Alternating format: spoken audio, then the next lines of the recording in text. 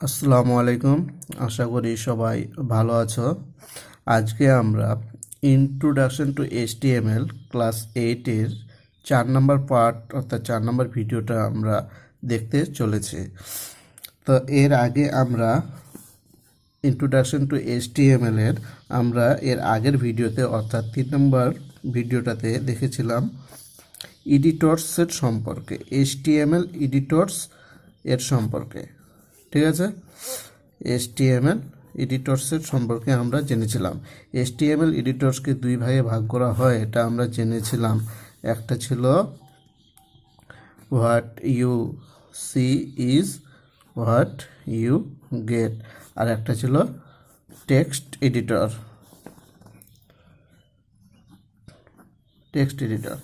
আচ্ছা, এই দুটো আমরা এর আগে ভিডিওতে জেনেছি। ঠিক আছে, তো আমরা জানি যে এই যে WYSI WYG এটা আছে, এর মাধ্যমে যদি আমরা HTML ডকুমেন্টস তৈরি করি তাহলে আমাদের কোনো নলেজ না থাকলেও চলবে, আমাদের কোনো জ্ঞান থাকতে হবে না HTML কোড সম্পর্কে, তবুও আমরা তৈরি করতে পারবো। আর এটার মাধ্যমে আমরা কি আমাদের জ্ঞান থাকতে হবে, নলেজ থাকতে হবে, তবে আমরা HTML ডকুমেন্টস তৈরি করতে পারবো। এটা ছিল কি কস্টলি, এটা কিন্তু খরচ সাপেক্ষ ছিল। আচ্ছা, যাই হোক, আমরা যে দেখছি যে এটার মাধ্যমে আমাদের কোনো জ্ঞানের প্রয়োজন নেই। তার মানে এই না যে এখানে HTML কোডগুলো ব্যবহার করা হয়নি। এখানে HTML কোডগুলো ব্যবহার করা হয়েছে। কোনো কোম্পানি একটা কি করেছে, এখানে ওই HTML কোডগুলো আগে থেকে এর মধ্যে ঢুকিয়ে দিয়েছে। ঠিক আছে, HTML কোডগুলো আগে থেকেই এর মধ্যে ঢুকিয়ে দিয়েছে, ফলে কি হয়েছে, তো HTML কোডগুলো আগে থেকেই এর মধ্যে ঢুকিয়ে দিয়েছে, তো ওরা জানে, তারপর এখানে ঢুকিয়েছে, আর আমরা সরাসরি এর সুবিধাটা এখান থেকে নিচ্ছে। কিন্তু আমাদের জানতে হবে যে এরা যে কাজটা করেছে কিভাবে করেছে। তো এরাও করেছে কিন্তু টেক্সট এডিটরের মাধ্যমে। এরা টেক্সট এডিটরের সাহায্য নিয়ে কমপ্লিটলি এখানে সব কিছু করে দিয়েছে, তারপর এটা কাজ করছে। এই জন্যই ওরা এটা পয়সা নেয়, তারপর আমরা এটা দিয়ে কাজ করতে পারি। বোঝা গেছে? আচ্ছা, তো টেক্সট এডিটরের মাধ্যমে আমরা কিভাবে করব, এর জন্য আমাদের কিছু কোড জানতে হবে। তো টেক্সট এডিটর কি আমরা জানি যে নোটপ্যাড আর ওয়ার্ডপ্যাড।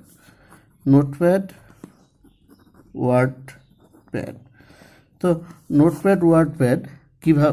নোটপ্যাড আর ওয়ার্ডপ্যাডের মাধ্যমে কিভাবে এই কাজটা করে। ঠিক আছে, নোটপ্যাড বা ওয়ার্ডপ্যাডের মাধ্যমে কাজটা কিভাবে করে, এর জন্য আমাদের সর্বপ্রথমে জানতে হবে যে নোটপ্যাড কিভাবে খোলে। তো নোটপ্যাড খুলতে গেলে এখানে question, how to open notepad.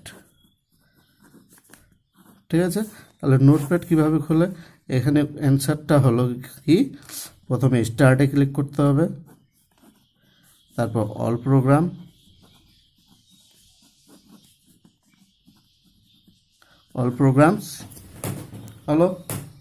প্রোগ্রামসের পরে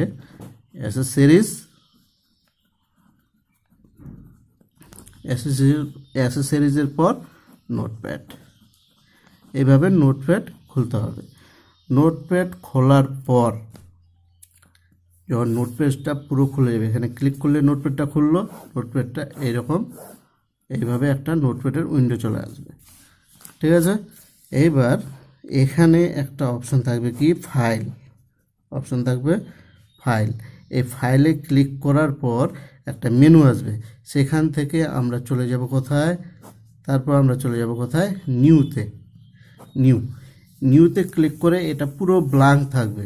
ঠিক আছে, এটা আমরা নোটপ্যাড খুলেছি, পুরো ব্ল্যাঙ্ক থাকবে। এখানে আমাদের কিছু কোড লিখতে হবে, তারপর আমরা আমাদের HTML তৈরির কাজটা শুরু করব। তো কোডগুলো সম্পর্কে আমাদের এখানে জেনে রাখতে হবে। ঠিক আছে, যেমন আমরা যদি HTML ডকুমেন্ট তৈরি করতে যাই, যে কিছু নিয়ম রয়েছে, কিছু স্টেপ রয়েছে, এই স্টেপগুলো আমাদের অবশ্যই জানতে হবে। ঠিক আছে, যেমন প্রথমেই স্ট্রাকচার হলো কি, স্ট্রাকচারটা আমরা দেখে নেব এখানে, যে প্রথমেই এটা হলো লেস দেন। ঠিক আছে, কি লিখতে হবে, HTML গ্রেটার দেন। সবাই দেখতে পেরেছ?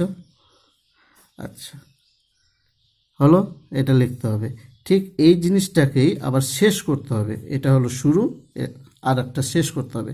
যেমন ধরে নাও আমরা এখানে একটা ফার্স্ট ব্র্যাকেট শুরু করলাম, ফার্স্ট ব্র্যাকেটকে আবার কি করতে হয়, শেষ করতে হয়, করতে হয় না? এইভাবে করতে হবে। তো এটা হয়েছে শুরু, শেষ করতে হবে।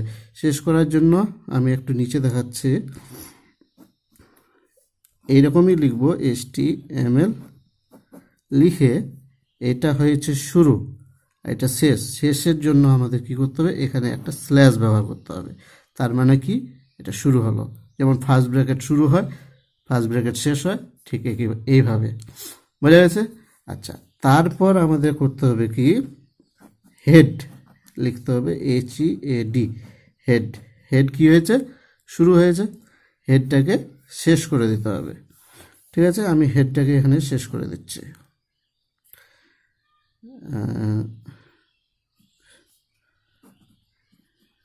হেড শেষ হয়ে গেল। ঠিক আছে, শুরু হয়েছে, শেষ হয়েছে। এইবার এর আর একটা করতে হবে কি, শুরু করতে হবে টাইটেল, TITLE, হলো টাইটেল। টাইটেল দিয়ে টাইটেলটাকে আমি এদিকে শেষ করছি, তোমরা চাইলে এখানেও শেষ করতে পারো, কোনো অসুবিধা নেই। টাইটেলটাকে শেষ করলাম। ঠিক আছে, এইবার এখানে আমরা কোনো একটা নাম দিয়ে দেব, যা কিছু চাই আমরা, মিশন, আমরা মনে করো ওয়েবসাইটটা কী নাম রাখতে চাই, সে নামটা আমরা এখানে দিতে পারি, কোনো ব্যাপার নেই টাইটেলের মধ্যে। তো এখানে দেখার বিষয়টা আছে কি, HTML শুরু হয়েছে, HTML শেষ হয়েছে, হেড শুরু হয়েছে, হেড শেষ হয়েছে, এর ভিতরে কি আছে, টাইটেল শুরু হয়েছে, টাইটেল শেষ হয়েছে। ঠিক আছে, এইগুলো, এই ছকটা মনে রাখতে হবে। এবার ওয়েবসাইটের মধ্যে বা ডকুমেন্টস, HTML ডকুমেন্টসের মধ্যে যা কিছুই থাকবে, যা কিছুই থাক, ঠিক আছে, আমি এখানে দেখাচ্ছি,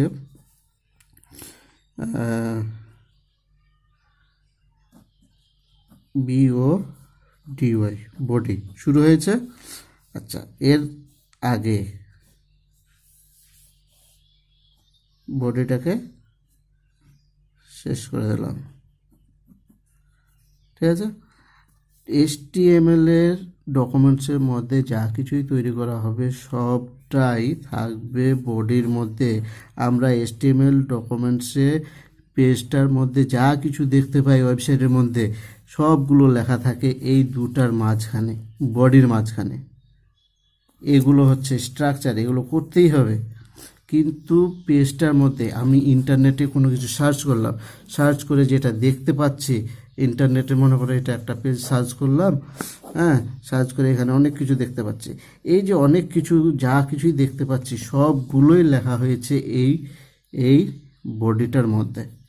যা কিছু আছে সব লেখা হয়েছে বডির মধ্যে। বোঝা গেছে? তাহলে এইভাবেই আমাদের করতে হবে। তাহলে এখানে উল্টাপাল্টা হলে কিন্তু হবে না। যেমন মনে করো এইদিকে আমি তোমাদের দেখাচ্ছি, ফার্স্ট ব্র্যাকেট শুরু করলাম, ফার্স্ট ব্র্যাকেট এখানে শেষ হবে। ঠিক আছে, আমি যদি করি এখানে সেকেন্ড ব্র্যাকেট শুরু করেছি, সেকেন্ড ব্র্যাকেটটা যদি এখানে শেষ করি তাহলে এটা কিন্তু হবে না। ঠিক আছে, তার মানে যেটা আগে সেটাই আগে শেষ করতে হবে। তাহলে ফার্স্ট ব্র্যাকেট এভাবে শুরু হয়েছে, ফার্স্ট ব্র্যাকেট শেষ, সেকেন্ড ব্র্যাকেট এখানে হলে সেকেন্ড ব্র্যাকেট এখানে, এটা চলবে।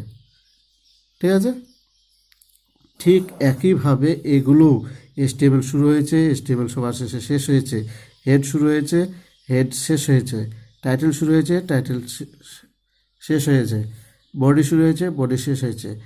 ঠিক আছে, এইভাবে করতে হবে। বোঝা গেল স্ট্রাকচারটা? আমরা যা কিছু লিখবো এখানে লিখব। এবার এই জিনিসটা এখানে দেখো, আমরা কি নোটপ্যাড খুলেছি, নোটপ্যাড খুললাম, এটা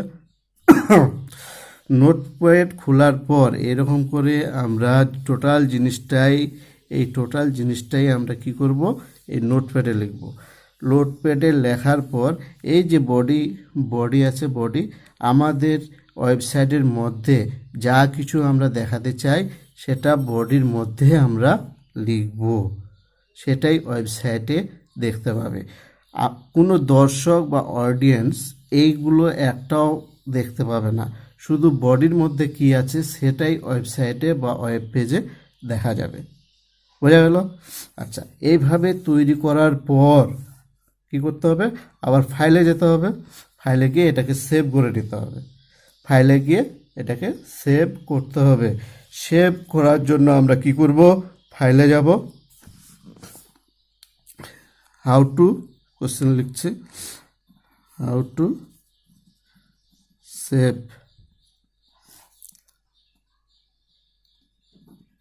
HTML ডক, HTML ডকুমেন্টসটা আমরা কিভাবে সেভ করব। তো তাহলে প্রথমে আমাদের তো নোটপ্যাড এখানে খোলা আছে, প্রথমে আমরা কি করব, প্রথমে আমরা চলে যাব, অ্যান্সার লিখছি, প্রথমে আমরা চলে যাব ফাইলে, ঠিক আছে, তারপর যাব আমরা সেভ কিংবা সেভ এজ, যেটাই হোক, সেভ এজ, সেভ এজ হলো। এইবার তারপর আমরা কি করব, ফাইল নামটা দেব, টাইপ ফাইল নেম, যে কোনো কিছু আমরা নাম দেব।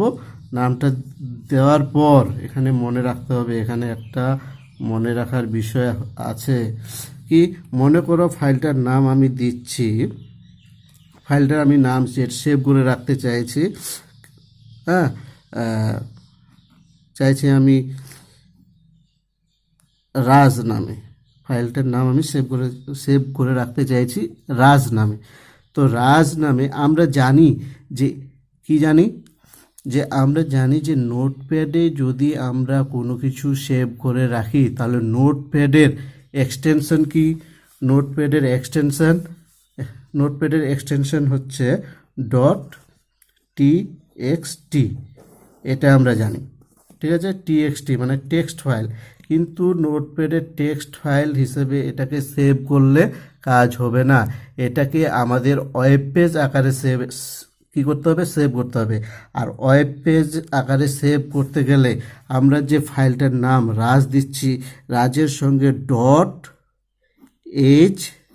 .htm লাগাতে হবে।